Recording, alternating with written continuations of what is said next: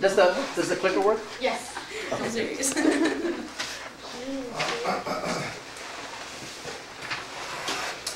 In January 2009, 8 babies were born to a single mother who had no job, 6 other children, and at the time, no house. When Dr. Phil McGraw asked her March 10, 2009 on her show why she implanted all her embryos, she responded, "I didn't want to see those lives destroyed." With that being said, I'm going to be talking to you guys about a very real alternative Nadia Silliman had, which is embryo placement.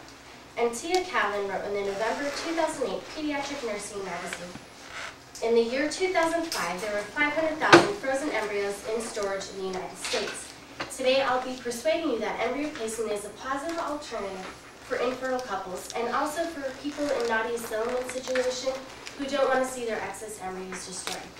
First, I will tell you what embryo placement is and some problems facing it. Next, I will tell you the cause of the moral dilemma and some effects it could have on individuals. And last, I will tell you my solution for solving the problem facing embryo placement." I'm now going to tell you what embryo placement is and some problems facing it. And Tia Callan also wrote in the November 2008 Pediatric Nursing magazine, "Many bioethics scoffed at the idea of promoting the adoption of microscopic embryos. Supporters of embryonic stem cell research were quick to label the project weird or absurd. People think it's unnatural, that has a negative effect on adoption, and that these embryos should be used for only embryonic stem cell research. And embryo placement is when a woman goes through in vitro fertilization, the doctor extracts and then fertilizes many eggs. And they can do one of 3 things with those excess embryos. They can donate them to science, an infertile couple, or just let the eggs thaw and die. And the people that need, or the infertile couples go to the infertility clinics, they pick out which embryos they want, and then they implant them. Now that I told you the problems facing embryo placement and what embryo placement is, I'm going to tell you the cause of the moral dilemma and some negative effects it could have on individuals.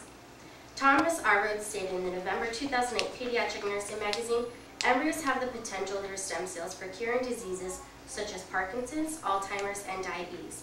Because these embryos have the potential to cure these devastating diseases, people believe we should reserve them solely for embryonic stem cell research. Next, people think it negatively affects adoption because people that can't have their own children adopt. And if they can't have their own children through science, then they won't adopt children in needy homes. And last, people think it's unnatural or morally wrong. Thomas Arroad also stated that the National Council for Adoption decided in its November 2005 board meeting that they take no position on embryo placement. And Brian Carfield wrote in the 2001 Human Life Review, "As separates a wife from her husband by interposing another impregnated party, as separates a woman from herself." I'm now going to talk about the effects these negative views can have on individuals.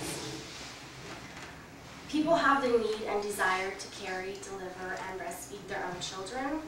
And it can be, I found out personally, that it can be a real bonding experience between the couple, the child, and also the family members. Many of you guys might remember my mom's cousin from my last speech. Her and her husband were both unable to naturally have children. They're both therapists, and in a personal interview, March 31st, 2009, they told me, "We feel like huge failures because we couldn't naturally have kids. We felt biologically defective, and no one who can naturally have their own children could understand that." And now, through a couple processes of vitro, they are actually able to conceive Hannah, and that's my son and Hannah, they're best friends. And if we label embryo placement morally wrong, and we give it negative connotations, then people can lose out on many life experiences and children that they could have had. And also, on the other hand, you have women who don't want to see their excess embryos destroyed, and the last thing this world needs is another mentally unstable woman implanting all her excess embryos because she didn't want to see those lives destroyed. I'm now going to tell you my solution for solving the problem facing embryo placement. I think first we should educate people about embryo placement.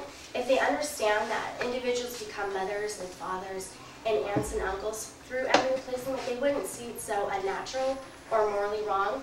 Next, I think we should eliminate the option of letting the excess embryos thaw out and die. Either have them to use the embryos to save lives or to become lives. And so far, that fate lays in their parents' hands. And that's just a fun slide that I got. Next, I think we should change the views we as Americans have on adoption. It's just as easy for a fertile couple to adopt a child as it is an infertile couple. And the infertile couples have the same desire to carry and have their children as fertile couples do. My husband and I are very fond of the idea of adoption, and hopefully we can adopt a child and show people you can have your own children and you can also take care of a child in need. In my speech today, I told you what embryo placement is, some problems facing it. Next, I talk about the cause and moral dilemma, and some effects it could have on individuals. Last, I told you my solution for solving the problem facing embryo placement. I think embryo placement is important because unless you guys have tried to have children or already have kids, you don't know if you'll need something like this. Hopefully none of you guys find yourself in this situation, but if you do, I hope you think embryo placement is a positive alternative to having a family. And because of embryo placement, many individuals have become mothers and fathers and aunts and uncles and grandparents. And I think that's awesome. Thank you.